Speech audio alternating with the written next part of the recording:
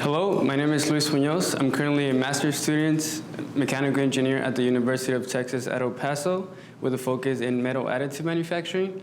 And today I'll be presenting my summer internship poster of the effects of process parameters on the microstructure of 4140 alloy steel via direct energy deposition. This project consists of using a hybrid DED system, which is integrating a DED deposition head into a Haas 750 CNC machine. So DED is a metal additive manufacturing or 3D printing method that is very similar to that of welding. For example, you use this method to repair really large components and very quickly as well.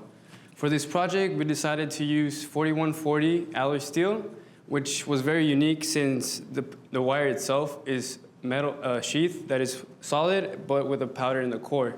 We did have some issues with this, unfortunately, and it did delay the process since that powder inside the wire did spatter into the lens of the laser and prevents further printing, so we had to switch up to a solid wire. The overall objective of this project is to understand how very key parameters like laser power, raster speed, wire feed rates can then affect the overall strength of your final part, like the density, microstructure, and mechanical properties. The overall objective of this process is to understand and create a trusted process for the Army to then be able to repair larger components. Like, for example, you can get a broken vehicle and quickly integrate this machinery and fix it on site instead of having a lot of storage of backup material. The way this worked, we first decided to vary the raster speed, which is the speed of the deposition head, and the wire feed rates. We printed 15 samples. Then these 15 samples were performed with metallurgical techniques and SEM and EDS to further understand the microstructure. And then once we get all this experimental data, we'll feed it into a machine learning system. This machine learning system will then be able to tell us the most optimal settings or parameters that your printer will take to finish with a fully dense part. So what do we want to achieve? We want to reduce porosity. Porosity is one of the most common defects in additive manufacturing. Porosity is mainly voids or gas that is trapped inside a metal part, creating a not fully dense part. So you always want to aim for a 99.9% fully dense part. And here in this table, we did a power versus cross-sectional porosity. We're increasing the power from 600 watts all the way into 900 watts. And we can see that porosity does stay below that 1%, which is really good. It's what we're aiming for. We do have this 6%, which is an outlier.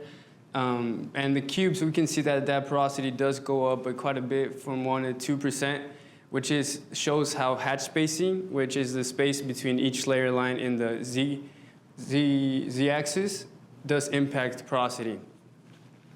The reason we also did thin walls versus cubes, so thin walls is just a single track that is buried on top of each other on the z-axis, but on the other hand, cubes test that hatch spacing, which is essentially that porosity that is created by inefficient hatch spacing between each layer. What we also found was that raster speed, which is the speed at which the deposition head is moving, was actually one of the most important factors. We increased the raster speed by twice the amount, and then but at lower speeds, we can see that that raster speed really increased the porosity all the way to 5%. And when you get a part that is less than 90% dense, you can see those mechanical properties really decay exponentially.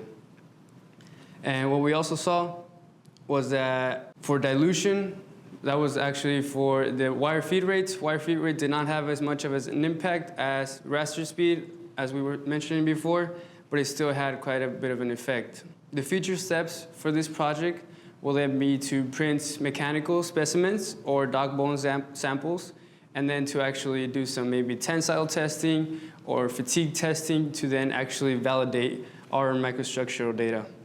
And then finally, feed all this data into our machine learning system. Thank you.